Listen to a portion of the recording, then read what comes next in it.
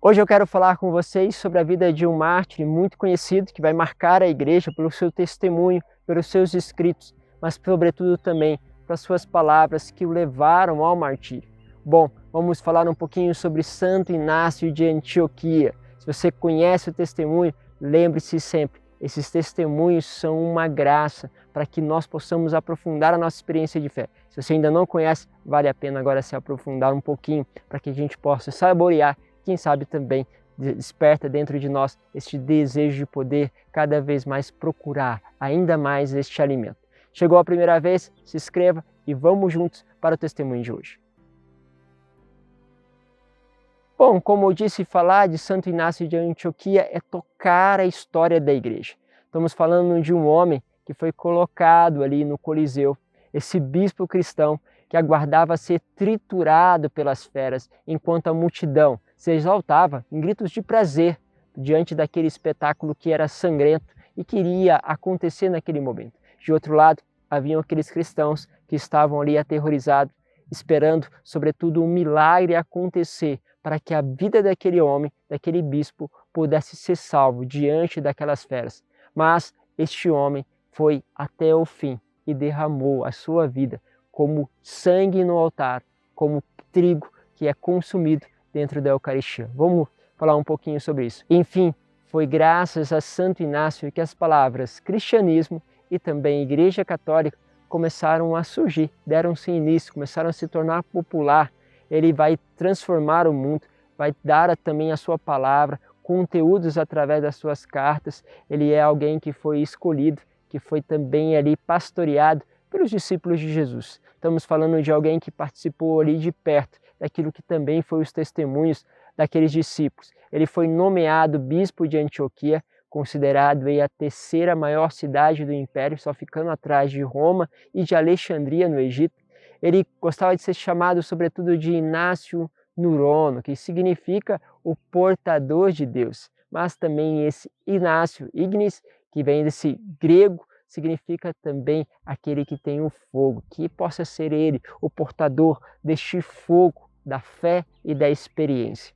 Ele, com o seu testemunho, com o seu ímpeto de poder anunciar, afinal de contas, tinha muitos cristãos que ainda tinham medo diante da perseguição do império, lógico, foi logo realmente percebido e foi levado e condenado pelo imperador a ser morto no Coliseu. Assim ele foi levado de Antioquia até Roma por terra e também por mar. Foi no apogeu de sua vida e de sua fé que acontece tudo isso. Ele que vem realmente pregando, levando e trazendo a conversão a tantos corações.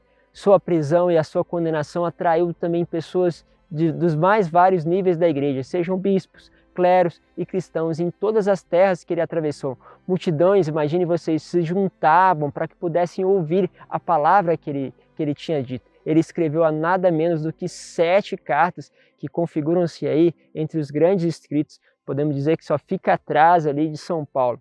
Em todas ele faz uma profissão de fé, contém ensinamentos e orientações que até hoje nós levamos dentro da igreja e que são luz também para os nossos passos.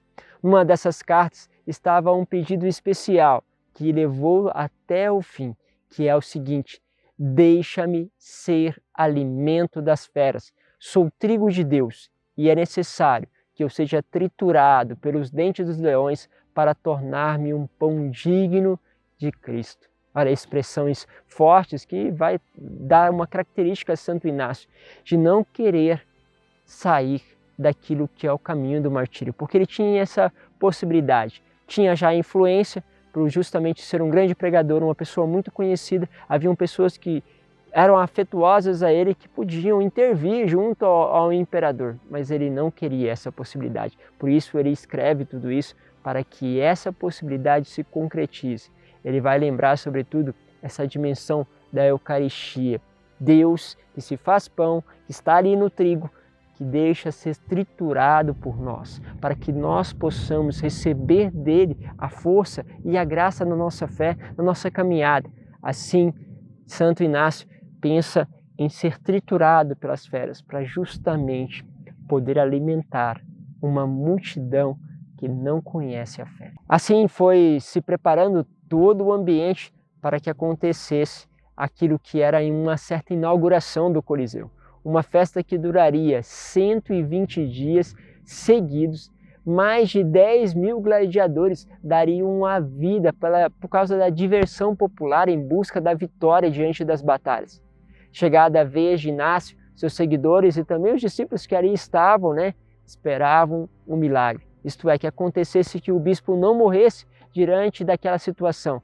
O que também não era uma coisa assim incomum, vamos dizer, porque na história do cristianismo nós vamos perceber que muitas feras se negaram a partir em direção aos cristãos ou mesmo causar a eles alguma ferida.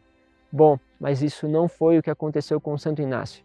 Ele dá a vida ali no Coliseu e ali se torna este trigo moído diante das feras e que, sem dúvida, não só alimentou a fé daqueles homens que lá estavam, mas continua alimentando a nossa fé ainda de séculos em séculos, porque começa a se perceber a grandeza de um homem que soube falar, ensinar e, sobretudo, testemunhar a fé da qual ele vivia.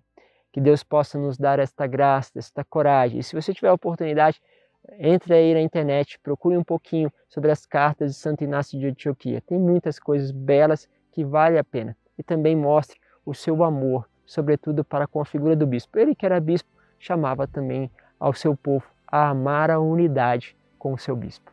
Deus vos abençoe. Te encontro amanhã para mais um testemunho dos santos. Em nome do Pai, do Filho e do Espírito Santo. Amém.